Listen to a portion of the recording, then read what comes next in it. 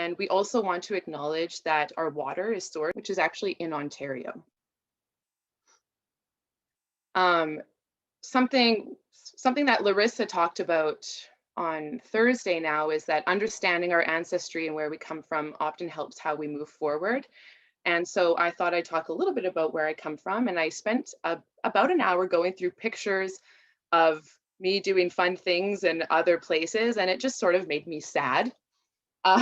So I thought, here's a picture of me. I spent a lot of time in Treaty 3, which brings me to Kenora and Northwest Ontario. And this is me just a few months ago on the way to getting married. I was just sort of canoeing up to a field of my friends and family. And I thought I would share that because that's my partner, Matt, in the back.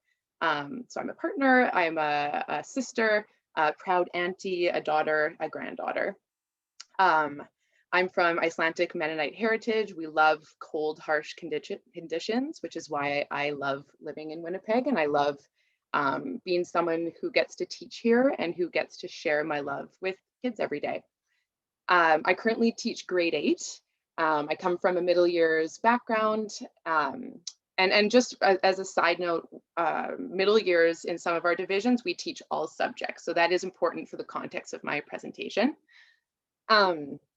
Prior to teaching, I spent years working as a youth worker.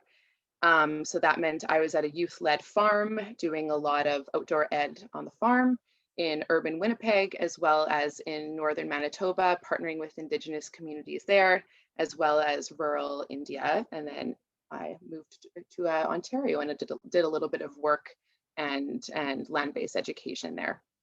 And I also have a master's at MT, as well as one in Indigenous community development. And I want to premise this with, I am so far from being an expert in any way when it comes to eco-justice education and assessment and evaluation. However, in doing a lot of these sorts of presentations in person with teachers and teacher candidates, it always inevitably comes up is, how do we know when growth happens, when learning happens? And it's a conversation that I want to have with people. And I'm hoping that at the end, we really can engage in what the practices are that you do in your own classrooms or in your own communities, if you're someone who doesn't teach in a formal classroom. So I'm just kind of mucking my way through this. I was telling Pam that I'm very awkward when it comes to virtual presentations. Please, if you have questions, just type them in and they will interrupt me, and I am happy to be interrupted. So today I'll define eco-justice education. I'll share a little bit of my framework for designing learning experiences with assessment in mind. I'm going to give you just a few case studies, a few reflections, and then what I'm really hoping for is that at the end we can talk a little bit about what you do when it comes to assessing learning and growth within the eco-justice education framework. So a quick definition, because eco-justice ed is something that many of us may practice without labeling it. And I invite you to share your experiences with it in wherever you happen to be. And it was really interesting hearing Larissa too talk about how a lot of her work is intentional and at the intersections of race and environmental justice. And I really appreciated her talk on that. So eco-justice ed is an emerging framework for analyzing the deep cultural roots of and intersections within social and ecological violence. And it analyzes the destructive effects of a worldview that's organized by a logic of domination. It offers teachers and students ways of responding in their own communities. So where it differs from our traditional environmental learning approach is that it doesn't separate human from nature. It looks as humans embedded within nature. And that a lot of the challenges that we have socially and environmentally derive from these isms and these great roots, which could be capitalism, colonialism, patriarchy, and that in order for us to be active agents in our communities, we have to know and learn about what's at the root of our actions. Yeah, I'll leave it at that. So then why are we talking about assessment and evaluation when it comes to eco-justice education? Why is this a conversation? Well, first try to Google it, and there is not a lot out there. I believe that eco-justice education is seeking to dismantle a lot of these oppressive structures that kind of dictate how we relate to ourselves and community. And therefore, I think that, and many other people who do this kind of work believe that we also need to dismantle the oppressive structures that evaluate our students and narrow our perspective on what success means and what it means to be successful in school. And another problem too is that eco-justice education is integrated. It's not just looking at science, at the environment through sciences and math, but it's looking through arts and culture and storytelling. And it's very hard then to create rich learning experiences when you have to separate and siphon out those experiences. And another thing too is in my experience working with community-based organizations and how youth engage with community when they don't have to perform for a teacher, when they don't need a report card. I've been blown away with how different that looks and how those high stakes environments can change how we relate to community. So I'm wondering, and I don't have an answer, how can we take those environments where kids are engaged in their community and concerned more so about the well-being of place and not so much about getting a great report card or performing for a teacher or performing for the test? How can we get that really active learning and bring it into the classrooms? I don't have an answer, but I mean, let's talk about it. And I want to reiterate what Christy Belcourt said yesterday. I'm getting mixed up. Where she talked about how the industrial style method of teaching and evaluating has really dominated school landscapes.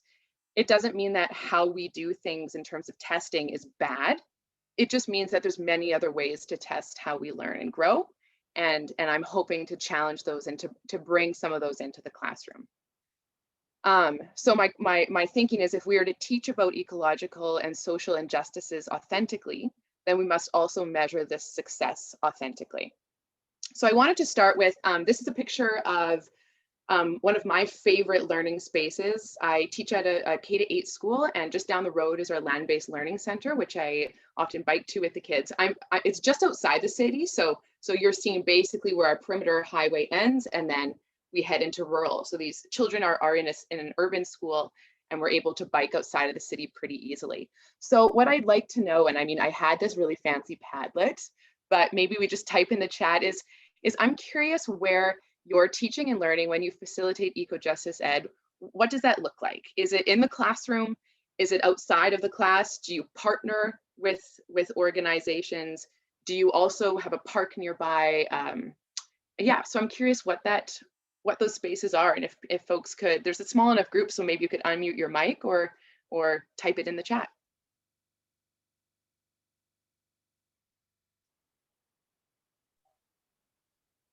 I teach in the classroom only. This is my first year teaching, so I'm just trying to figure out how everything works with the students in a relationship before I kind of dare to venture outside. But at the same time, I feel like there is a lot of research that says they perform better or they behave better when they're outside. So it's a very conflicting thing going on here. Yes, thank you for sharing, Catherine.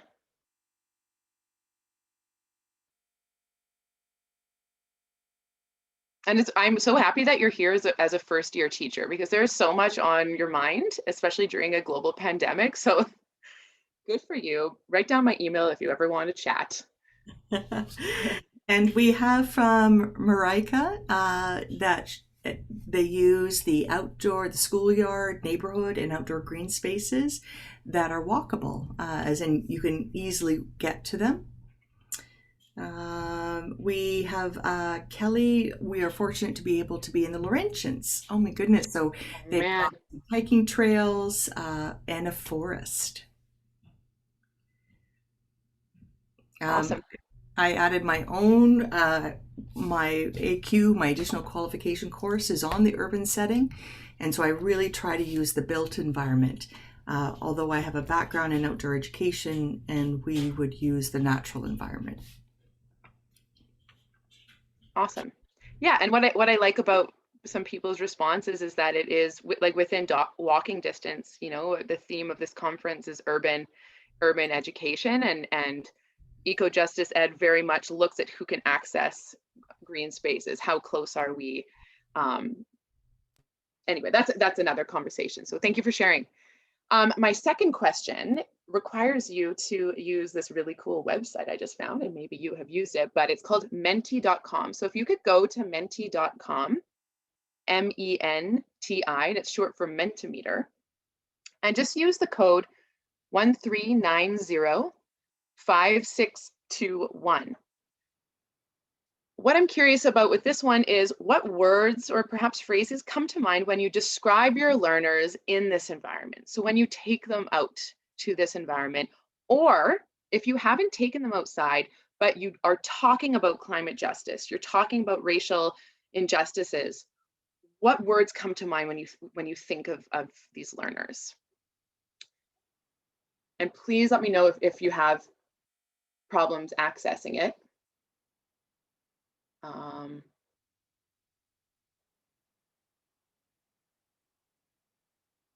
Let me know. Is Rebecca, does it work for you?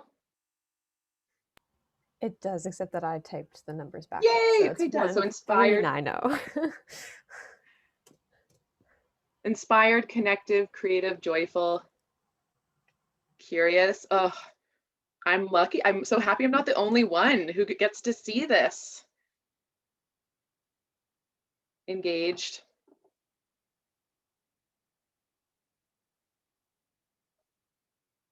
Surprised. Challenging yourself. Passionate. Connected. Radical, compassionate, validated. I'd like to come back to that one, to validated. Well, maybe say another 30 seconds or so.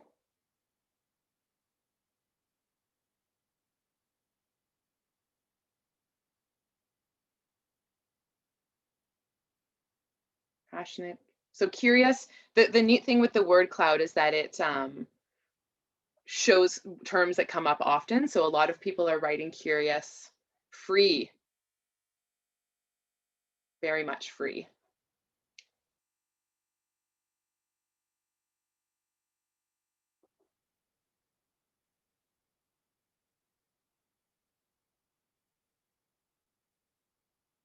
Awesome. Challenging yourself, keen, enthusiastic. Great. I'm going to leave it there, but I'm going to keep this because it's really great to see. Oh, now I need to know how to get back. Yes. Janna, you got this. Don't worry, guys.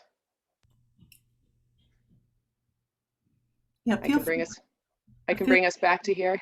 Yeah, unshare and then just find it on your own and then reshare. It's probably easier. There we go. There, you see it? Yeah. Yep. Great. So the neat thing with what you've just shared with me is that when you describe learners, and I mean, and sometimes there are negative experiences, which can be really positive in the long run. What I'm seeing is that it's not about knowledge. It's not about how much do they know, but it very much is a holistic and more, holistic perspective on what are we learning and why are we here. And there you go. So your words actually all fit into a framework of integrative learning that I often use, and I recommend this resource.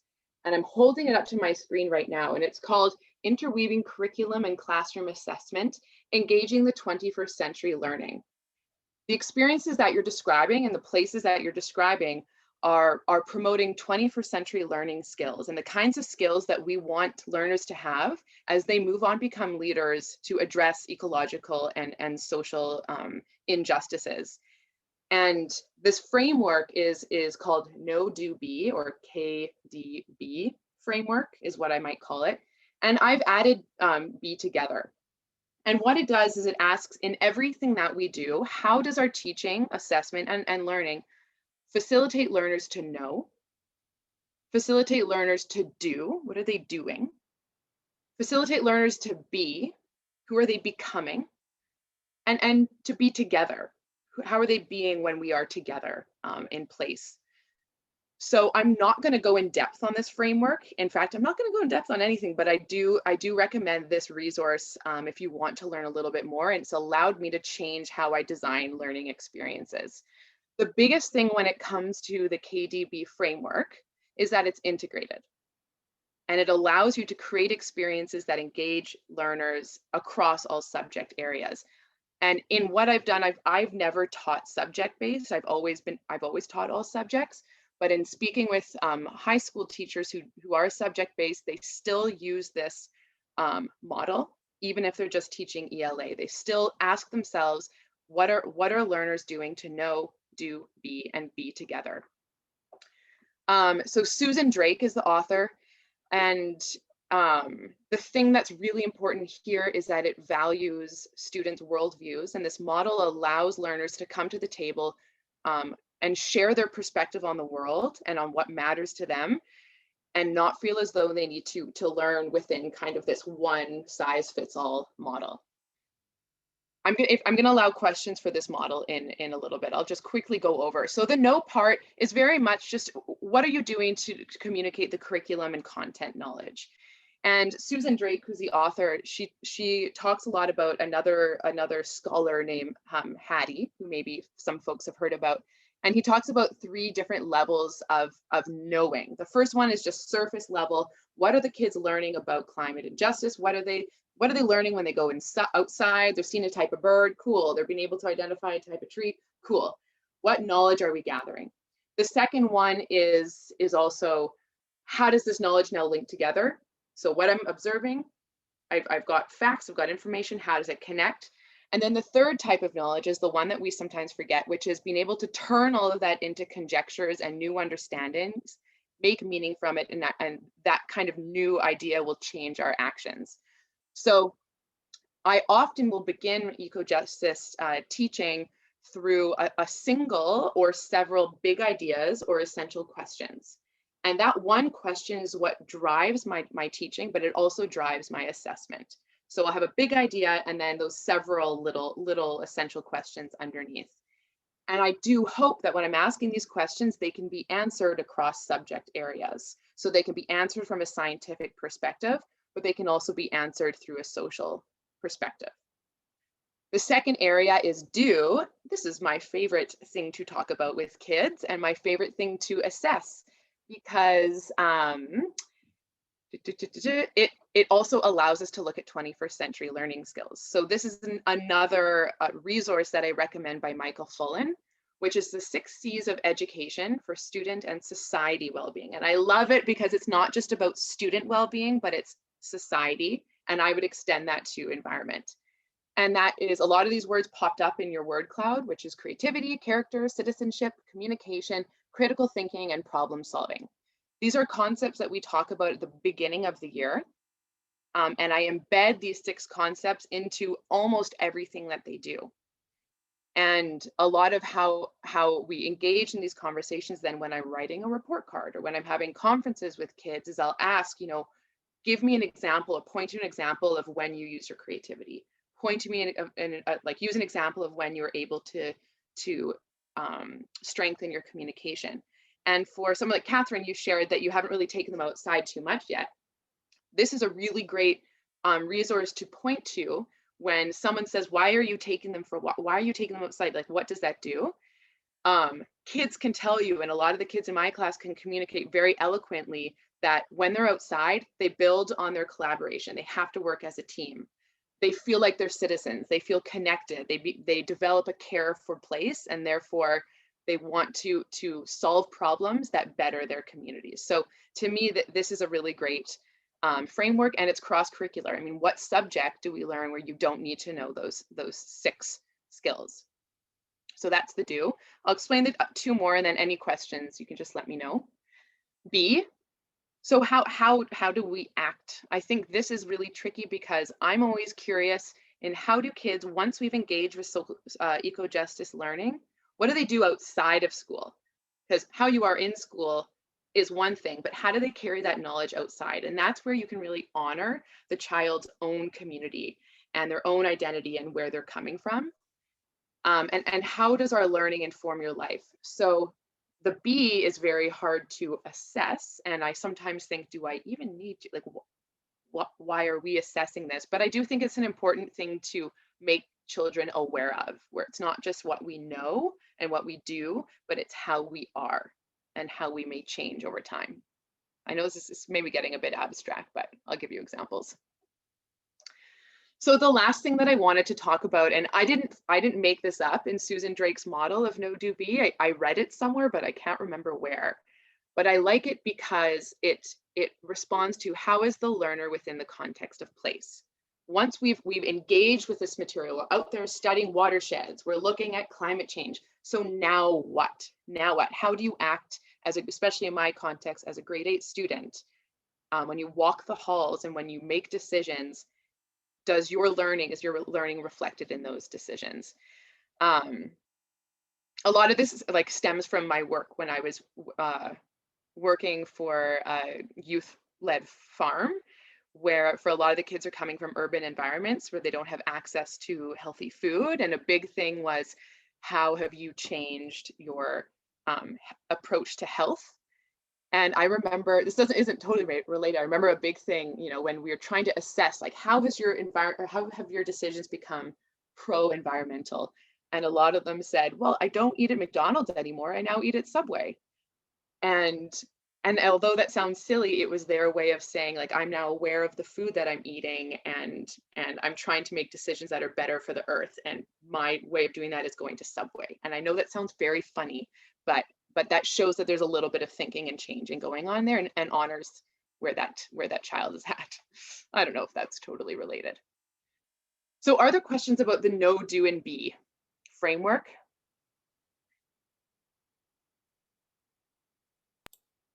Not yet, Janna, but what's interesting is the UN, I'll find the link, Yeah. put out Learning for Future Sustainability Competencies, and they've used the same framework, and the framework is to assess us as, or to give guidance as us as educators on, are we doing the things in that framework effective for sustainability? So I'm just looking that up now. Yeah. Oh, and if you want to share that, they have a really, is it where it's a compass, or maybe that's a different model? Yeah. Not sure yet. Sorry, I'm still looking. Yeah, no, let me know when you have that. So I wanted to premise this to where, if it isn't evident by now, I do have a little bit of a grudge against our report card format, and I don't hate it, but you can see the problem now with the way that we currently assess children, because it forces us at the end of the day to take these really big experiences, these huge ideas that they have, and to put it and fit it in to one document. Now, the thing that is very exciting, and that many of us as teachers do, is we are talking with parents. We're sending out emails. You know, we're able to document this learning in other ways. And I think that's really important. So while I do have a bit of a grudge against how we assess, I acknowledge that there's so many other ways that we can share learning with families.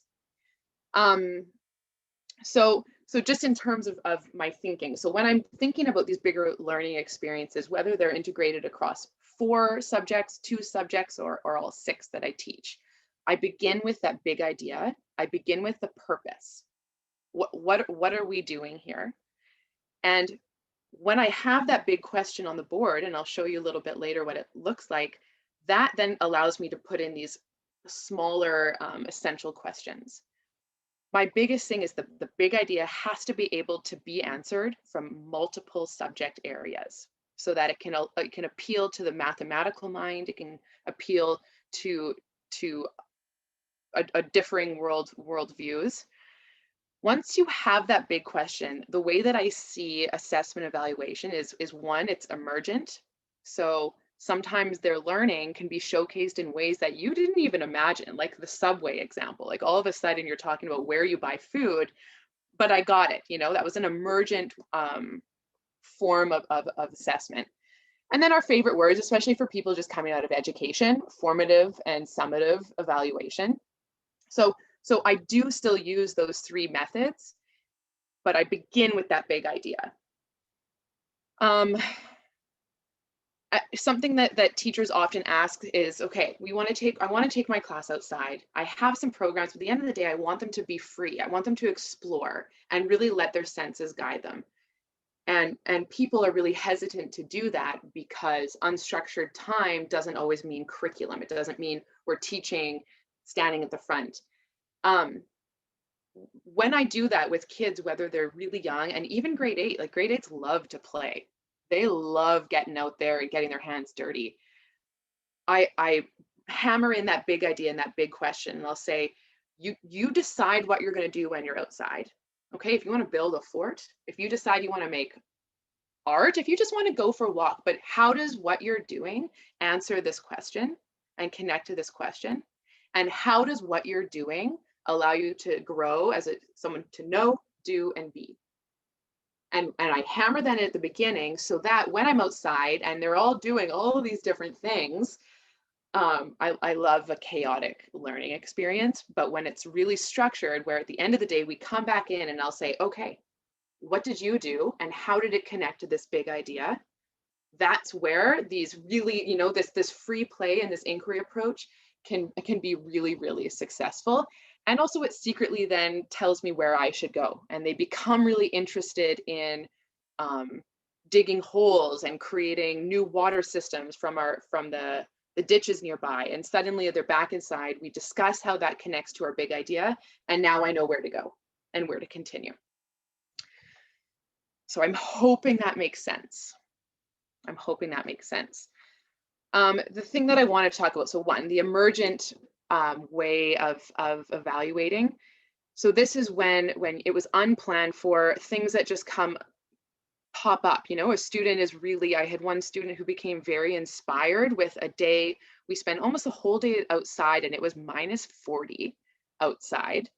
In some areas, -53 with the wind chill. Our buses almost weren't working that day. We don't ever cancel school. And I know the person from Winnipeg is just like, I remember that. This was last year. And one student took it on herself to create poetry using all the descriptive words that she had learned to describe the day and all of her classmates. Because I don't know if you know Winnipeg winters, but you get these frozen eyelashes in about 20 seconds when you're outside, and then it's weighted down by ice crystals. And she was inspired by this and she wrote a poem, and all these other kids started to write poems about it. And had I have just told them what they were doing and how I was evaluating them, that poem would have never happened. And we were able to share and come back to the parents and say, hey, it was -40 out. Look what we did. And look how we engage with the outdoors. Don't worry, they had indoor breaks. So it's emergent because you want experiences where those kinds of things can just come, and it takes time. It takes time. It also allows them to show their cultural connections to land and space. And I love when kids come forward and talk about some of their experiences working the trap line, and they're able to draw these connections. When I worked at a farm, for example, to rabbits. And these are connections that, had I have scripted everything out, that would have been a really big missed opportunity. Formative. So formative assessment is just kind of how you're checking in with them along the way and seeing how their learning is going. And this can happen indoors or outdoors. And so a lot of the formative assessment that I do, especially on big inquiry projects, is through photography. So I'll take pictures and then I'll have them write or explain what they were doing at that time. Sometimes I don't want to interrupt them as they're working on a project or if we're outside. So photos can really capture that moment and they can come back to it.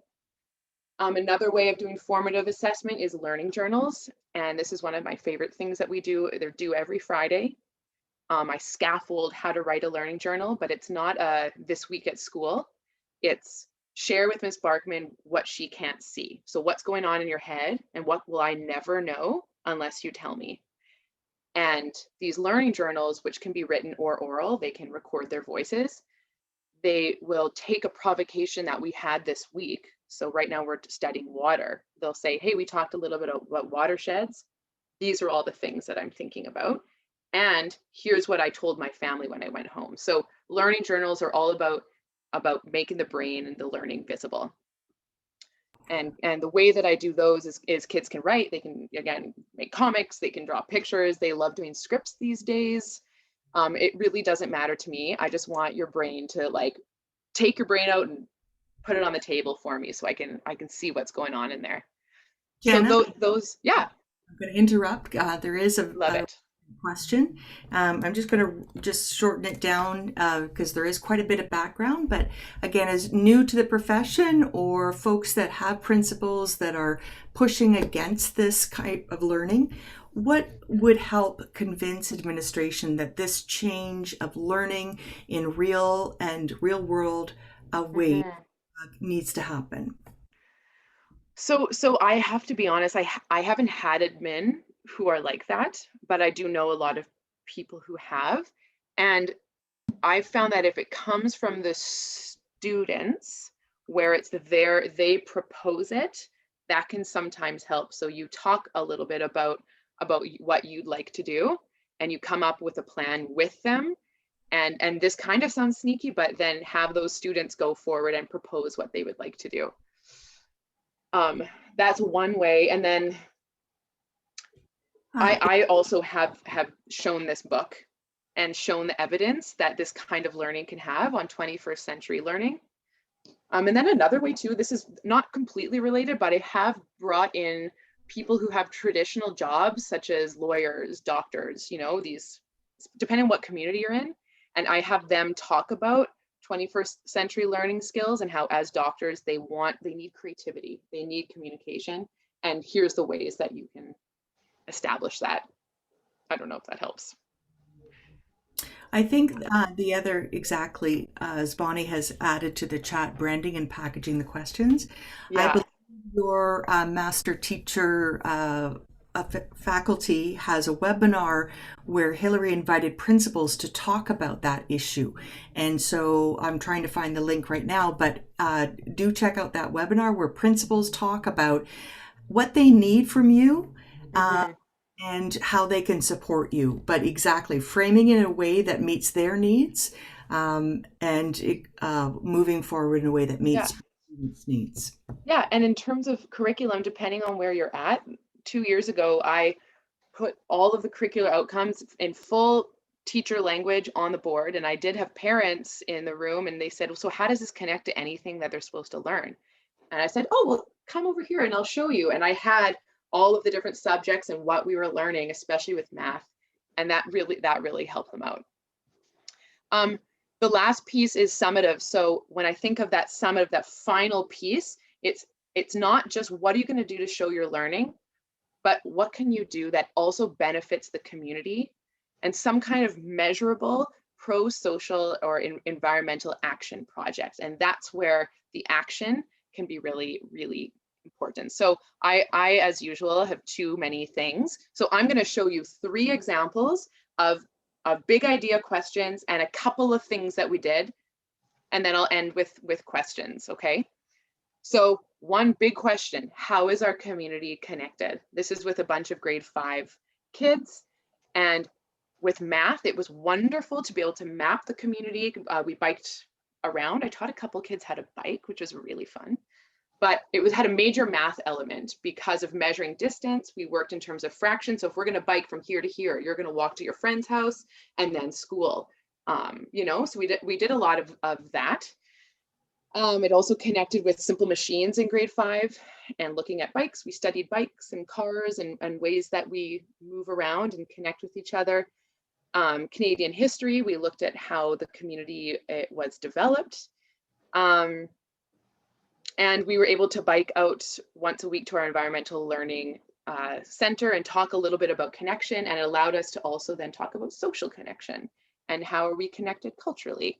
And the way that I did assess this was, I mean, through math, it was just kind of your usual methods. But the biggest thing that came as a summative was that they planned an Earth Festival for the rest of the school, where they took what they learned and they put it into 20-minute workshops that the rest of the school rotated through. And it allowed me then, I could rotate around and I could listen to them teach the grade 3s and 4s. and then debrief afterwards. And it gave me time to really see what they were thinking about and what they took out of that big project. So that was our Earth Festival.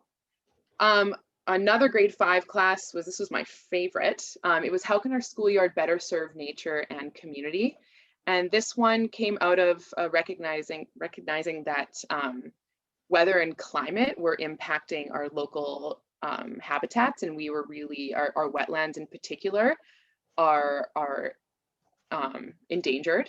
We also noticed that in terms of honoring our treaties, we talk about honoring our treaties and we have a daily land acknowledgement, yet when we look outside our schoolyard where there's no evidence of Indigenous peoples who had been there long before our school had.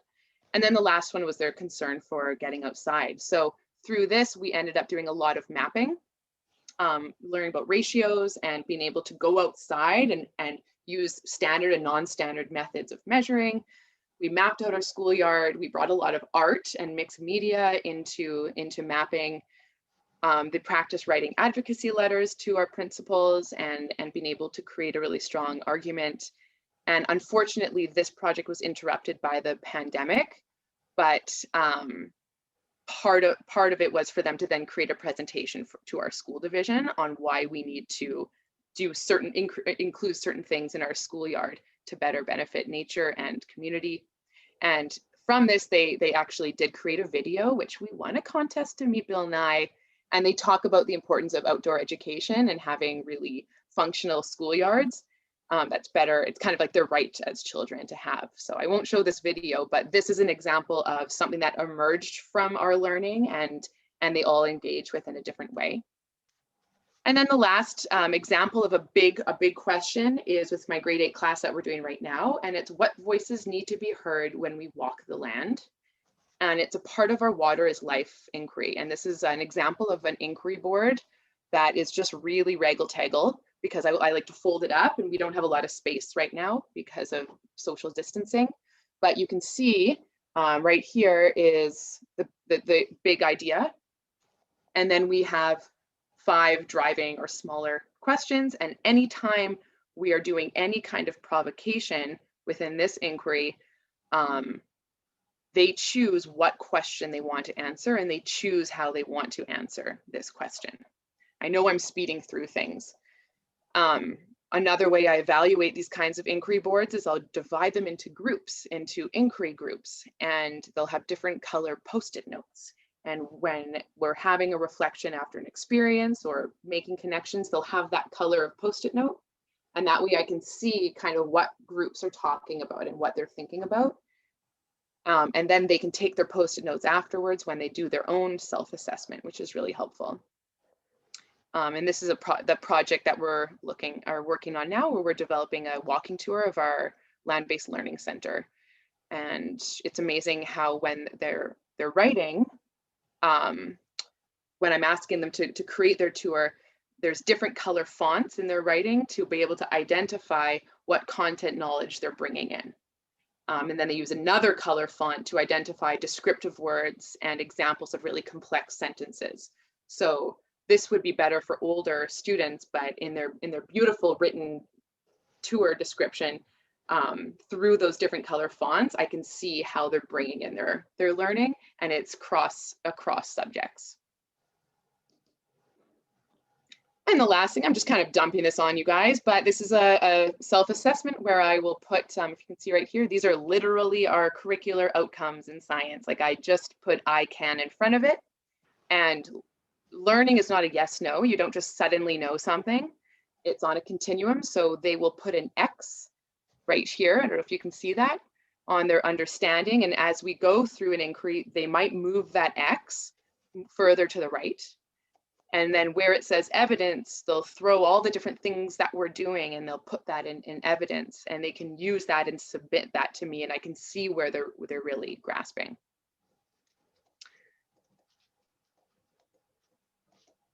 Okay, and then the last thing that I really do recommend for designing these sorts of learning experiences is the design thinking process. I just wanted to add this in on the end. With the design thinking process, you start with the problem and you don't really know what your solution is until the end. So these are 2 projects that students had where one realized that our winters are getting too warm and too short, and they wanted to know how climate change is impacting that.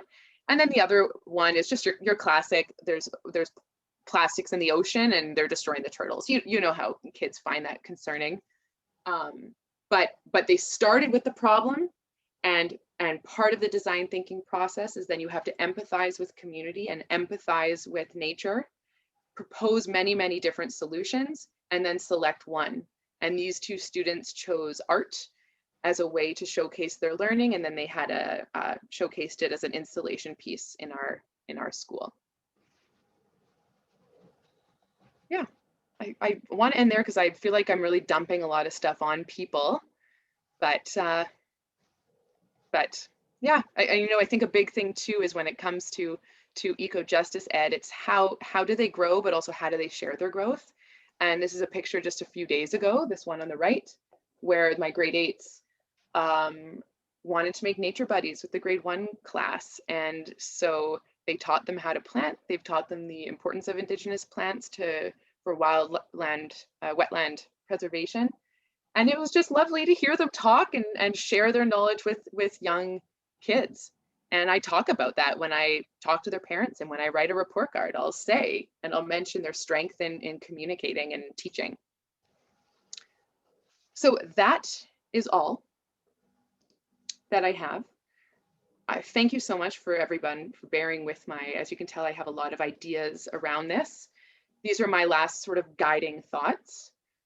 But I wanted to know moving forward if you have any questions, and also as you're hearing this, and especially some of the case studies, how might you change how you assess, evaluate, or design learning experiences moving forward?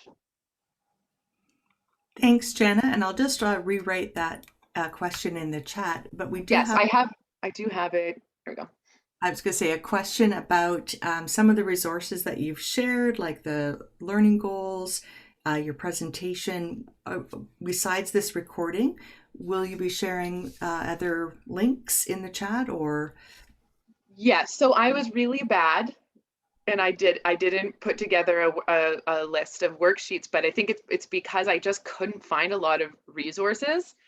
So I will share the books that I use, as well as the Michael Fullen. I just don't, how do I add this into the chat? And then I'll do that with, and if there's any questions that people have of me, please, that would be really lovely while I look for the chat. Let me just see if I can, when you present to an individual, so just in future, rather than presenting just regular, go as if you're presenting to an individual or a kiosk, and that allows the screen to be a bit smaller so you can also see the chat. Okay. Because right now you're presenting, the chat is hidden from you. Yes. Zoom. I don't know if folks are teaching virtually or not, but we haven't been. And so it all seems like I just kind of forget how to do it all.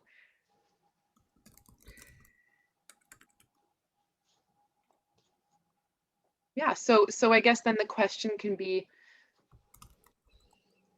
what do you think, with the learning experiences that you are doing now, is there something you can take away from this? Or is there something I'm missing? I would love to know what folks are doing that they've seen that's really been helpful for assessing learning, while I figure all this out. I'm challenged in typing, so I'm just gonna say Please. I think part of it is not so much what I'm doing, because I think that's solid. It's how I choose to communicate it, and being a little more transparent in doing things with my student teachers, with my teacher faculty, because they're coming into learning from old school, like this is how we've always done it. And that's not necessarily working with learners currently and in the future. So I think part of that is how do we bring them along so that the poor teacher candidates don't have to do extra work. I felt for one of my student preachers, I felt bad for her. But yeah, I think it's that transparency and showing them a new way of doing things and the efficiency of multidisciplinary and open-ended learning through this opportunity. Because I think that's one of the pieces that's missing, because it's the new and up and comings aren't so bad. It's the coworkers that are currently, on the brink of retirement who are having a hard time transitioning with virtual learning and this new way of seeing. We're kind of breaking them. Yeah, no, I mean, that's such a great point. And I know that sometimes I'll get the comment of, it's so fun. It looks like so much fun with what you're doing. But I mean, the kid, it's harder work. And sometimes the kids will say, like, can we just do a project where you tell us exactly what to do? Like, Ms. Barkman, I miss worksheet. Can we just like do a worksheet? Don't get me wrong, I love worksheets. Like, we've all had those Monday mornings where you just don't know what you're doing. So I absolutely use those. But I think that it's actually really hard work for kids, because now they need to think about solutions. They need to think about what it all means. And I don't want to paint older or more traditional methods of teaching in a bad light, but it is kind of easier as a learner to just kind of sit and do what's typical. I don't know if you experienced that, Bonnie. I'm actually just going to interrupt, knowing that my job is to cut us off at 3:20. It is 3:19. And I'm just wondering, Janna, people who would like more, would you be interested in providing your email so that they could contact you directly for some of the resources you shared? Yes. Okay, we did put links to Michael Fullen stuff. We did put links to the assessment book. Just scroll up the chat. You can save the entire chat by pressing on the three little buttons at the bottom and save chat in a text format if you're not sure. But yes, do contact Janna for more information. Thank you so much. The next session starts at 3:30. I'm hosting another one, so I'm going to cut us off as soon as we say thank you. Thank you so much. Yeah, contact me about anything. I'd love it. Thanks so much, Pam.